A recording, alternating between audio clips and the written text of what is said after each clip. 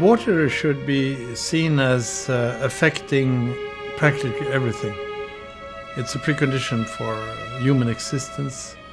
It's also, if we do it right, a ticket to better health. It's a ticket to child survival, to improve maternal health, to education, particularly for girls, and by that and gender equality. And it's a great way of fighting poverty. And it's a way of showing that we respect the need for human dignity.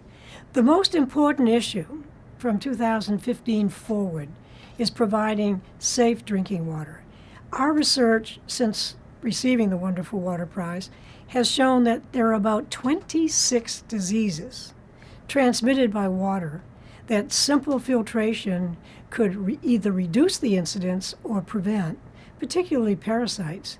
So safe water, safe drinking water, is the one major goal we should have for all people. I'm aware that water quality and enough water to drink and keep clean with at home is a key issue. But that's not a volume problem, it's a management problem. If you have enough to invest and enough engineers, we can solve that problem. It isn't a volume problem normally.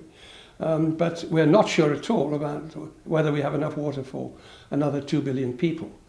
As I'll say later, I'm optimistic about that, but that's dangerous because people then think there isn't a problem. But I'm assuming that humanity and its engineers, its economists, but mainly its farmers, will be able to do things in their food supply chains that will in fact enable us to be both food and water self-sufficient. But we do need to do a lot in order to achieve that.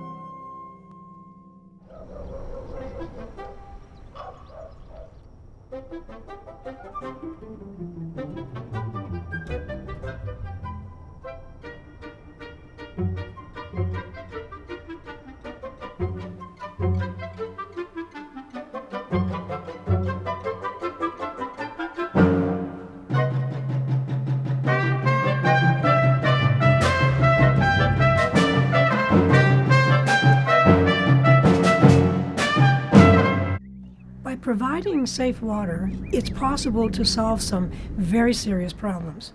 You provide good health, which means that the family is strong. It means that they can work. It means that you provide social stability, you provide economic security, and you also provide a national security as well. So much is wrapped around the fact that by having safe water and being healthy, you address many of society's problems. If you wish to have a healthy nation, safe water is the basis of it. So it can't get more fundamental than that.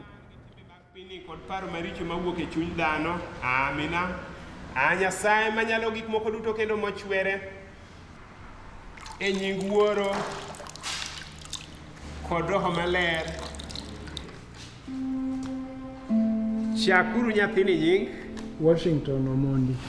Washington Omondi.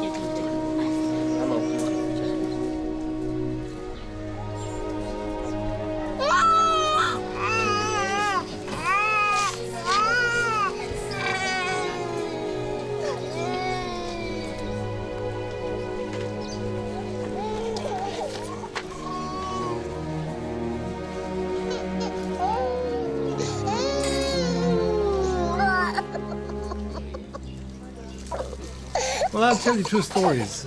One is traveling in Ethiopia with some colleagues, and I met with young boys, 19 years old, 20 years old, who came from very poor circumstances, and then they came on a business idea because they saw that the toilets in this city, marketplaces and so forth, were horrible.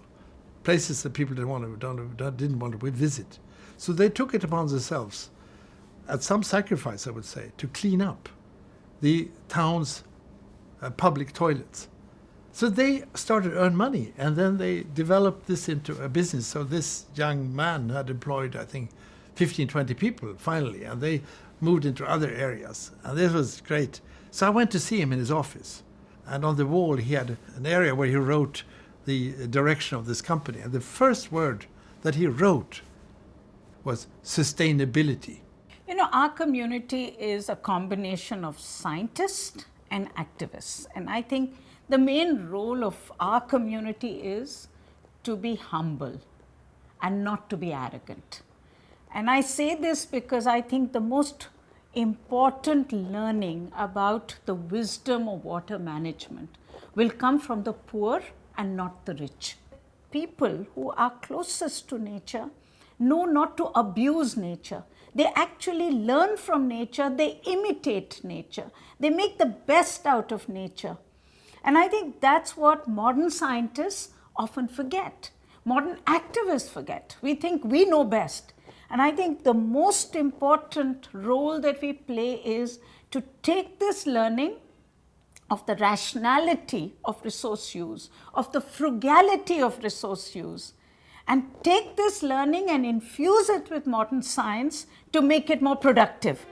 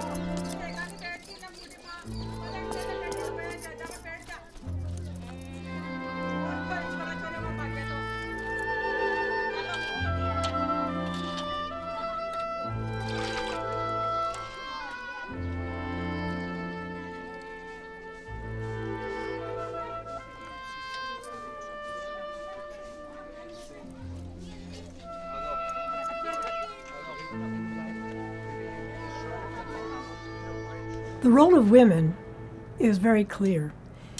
It is they who rise early in the morning in the villages, collect the water for the family, and take it to the home.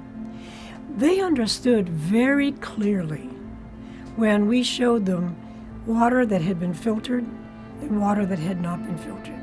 You could see things swimming in the water that had not been filtered. And the explanation that your children are made ill by some of these creatures that are in the water, it was very clear. In fact, it was immediate. And first reaction was, not until it's filtered. We believe that the answer is efficiency, not sufficiency. We don't look at the fact that pollution today of our rivers is going to remain a problem because we are too poor country to be able to take back the sewage and treat it. that extremely ridiculous notion of taking a little bit of human excreta, taking a lot of water, and using water as a carrier for sewage is a totally, in my mind, an environmentally foolish idea that has come from the rich north. Countries like us will have to reinvent that entire cycle. How will we do it? Where will the technologies come from? That, to me, will determine our sustainability of water.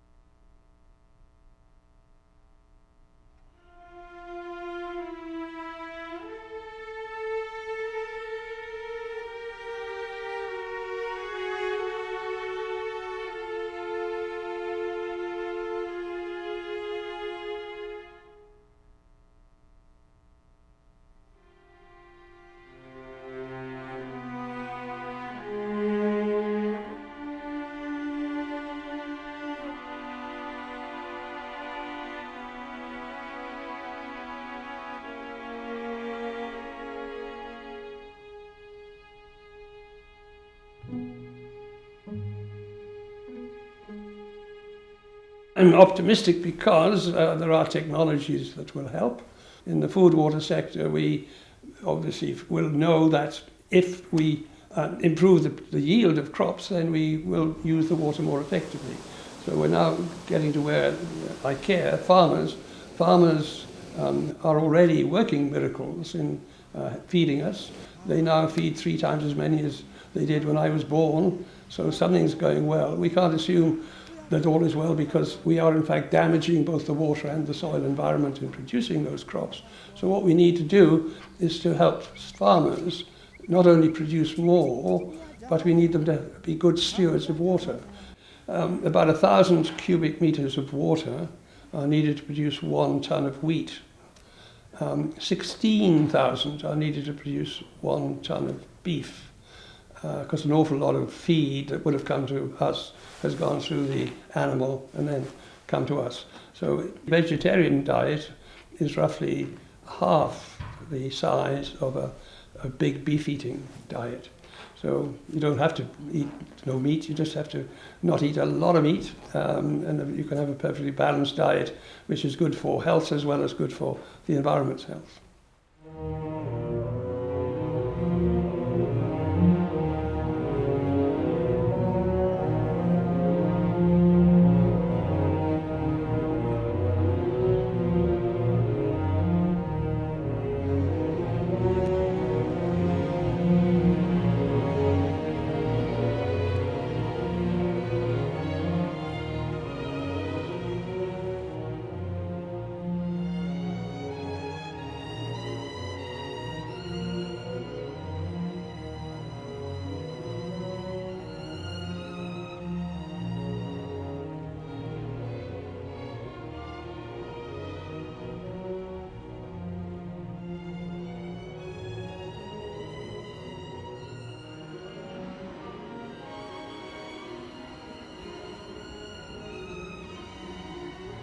Indicators of progress in water are first recognizing that it's a major issue. It's going to be the issue beyond oil and energy. It's going to be the cutting edge issue. Water issues are not only a matter of fighting poverty and creating lives of dignity for all, it's also now a challenge whether water is going to be a reason for cooperation, as it should be, sharing, or whether it should be a reason, a cause of conflict.